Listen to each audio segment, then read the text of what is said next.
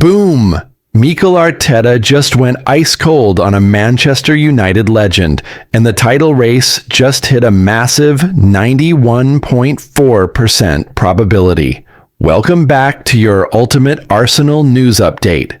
The boring debate, Arteta's ice-cold response. The biggest noise in football right now is Manchester United legend Paul Scholes, claiming that if Arsenal win the Premier League, they could be the worst team to win the title, even calling their style of play robotic and not exciting. Mikel Arteta's response was absolutely ruthless.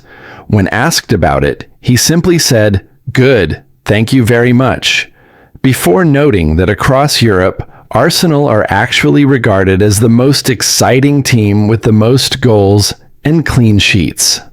Club legend Martin Keown slammed Scholes' comments as nonsense, while fans are making it clear they don't care about pleasing people as long as they are trying to win the league. Tonight at the Emirates, the Carabao Cup semi-final. The focus shifts immediately to the pitch tonight as Arsenal host Chelsea in the Carabao Cup semi-final second leg.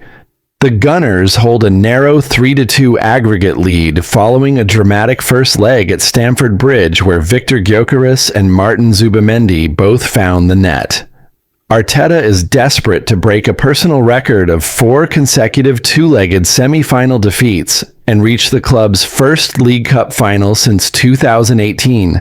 Winning this silverware is seen as a vital mental hurdle that could unlock a cycle of success for a squad where many players have yet to lift a trophy. Injury crisis. Merino out. Saka doubts.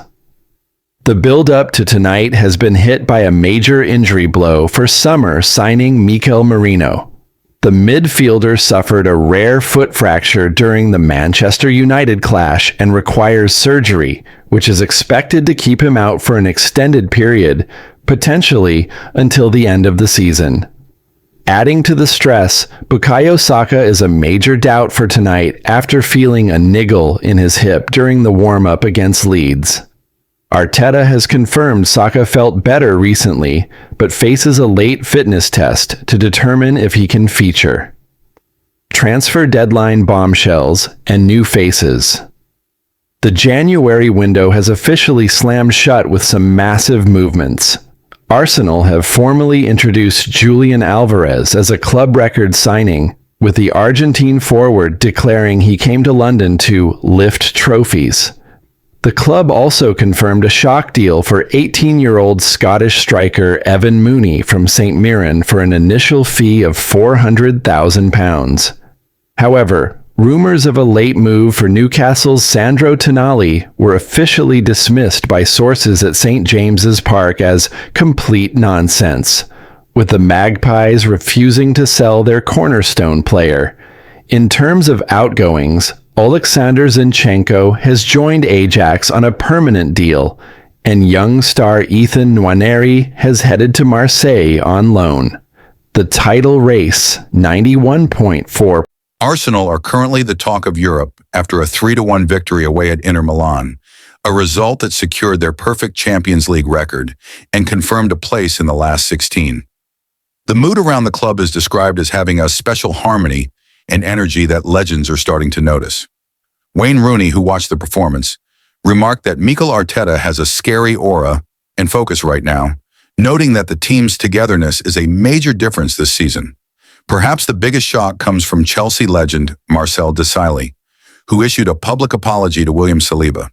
Desailly admitted to a huge misjudgment, confessing he never saw Saliba becoming a world-class player when he first arrived, but is now so proud of his leadership. On the Nwaneri and Zinchenko deals, the most significant movement involves Ethan Nwaneri, who is officially joining Marseille on a straight loan until the end of the season. This deal is being called an extremely clever masterstroke by Steven Gerrard, as Nwaneri will develop under Roberto De Zerbi, a manager Gerrard describes as box office. The deal is uniquely structured to ensure development. Marseille will pay a lower loan fee, initially £1.3 million, if Nwaneri plays regularly, but the fee could rise to £3.5 million if he is left on the bench. Nwaneri reportedly made the move after a glowing review from William Saliba, who told him Marseille is one of the best clubs in the world.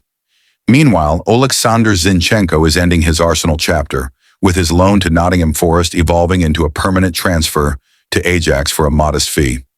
On Arda Güler and the Brazilian Pedri, Arsenal's long-term planning is in full swing. The club is actively monitoring Arda Güler at Real Madrid.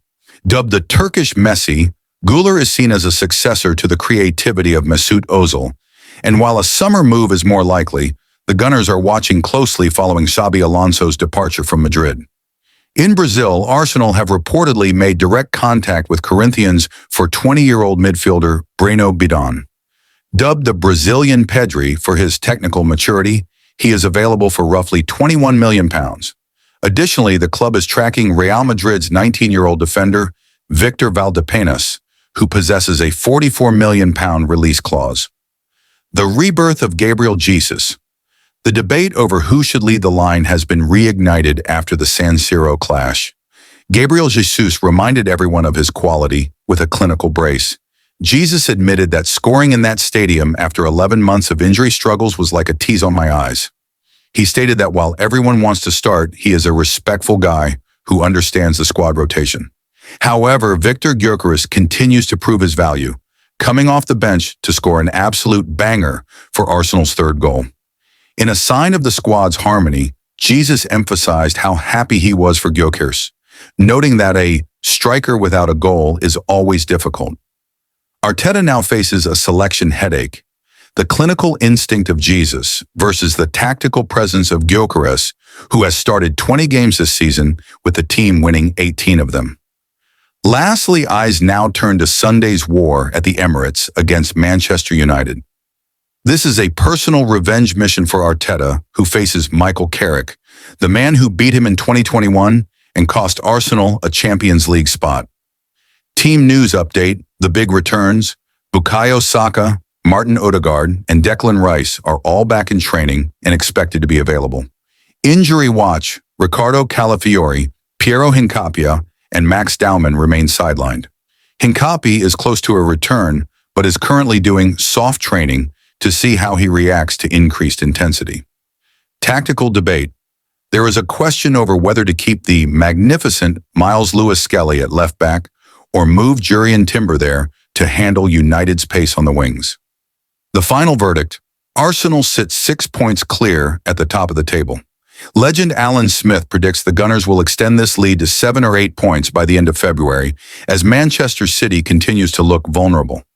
With the squad nearly at full strength and the bookmakers pricing Arsenal as 1-6 title favorites, the momentum is undeniable. Outro.